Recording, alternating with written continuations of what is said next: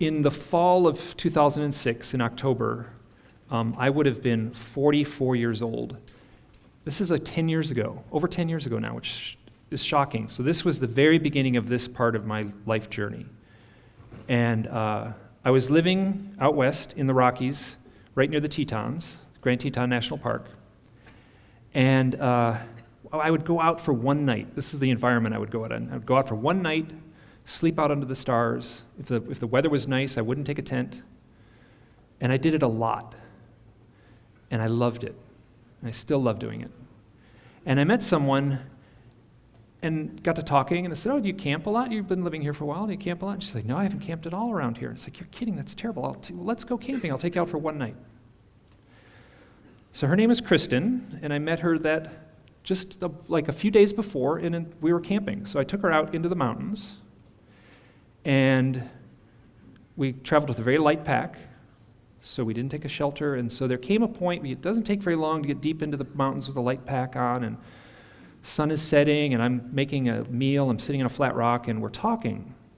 And she says something. Sun is setting, moon is rising. It's a really amazing scene. And she says something, and I'm really struck. I'm like, this is a stranger. I'm out there with a stranger. She says something. I'm really struck. Wow, this person has a depth that I didn't expect. I'm like surprised. I'm impressed. And at that moment, an owl flew over.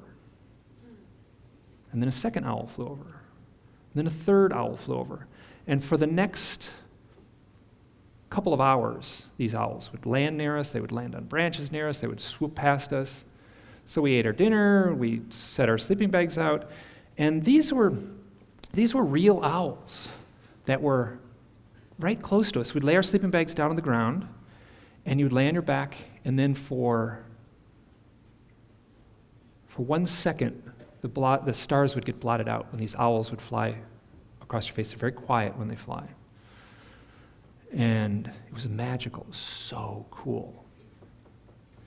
Now, afterwards, the next morning, we're like, wow, that was great. Those owls, whew, that was neat. So, hey, if I ever come out camping again, I'm going to call you. Is that okay? She said, great. So a couple days later, it's 4 days later, called her up. We go camping again.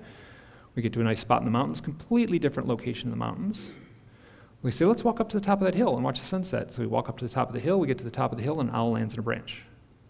And an owl swoops above us, and an owl lands on the ground. And this time, it wasn't like they were on some branch over there. They were like right there. They would land on the ground right there. You're like looking at this little, and they were short-eared owls, pretty common kind of owl. To have it happen once was pretty cool.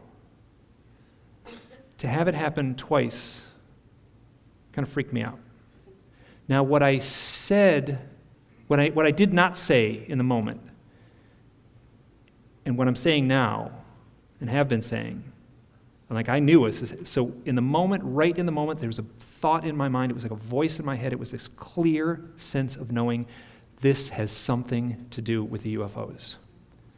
And I knew it, and I heard it, and by saying that, I was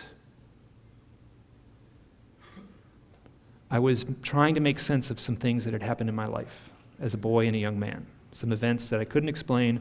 I was reading UFO books. I was kind of compulsively reading UFO books at that time. I knew the implications of the stories I was telling. But there was one detail I could not get out of my mind.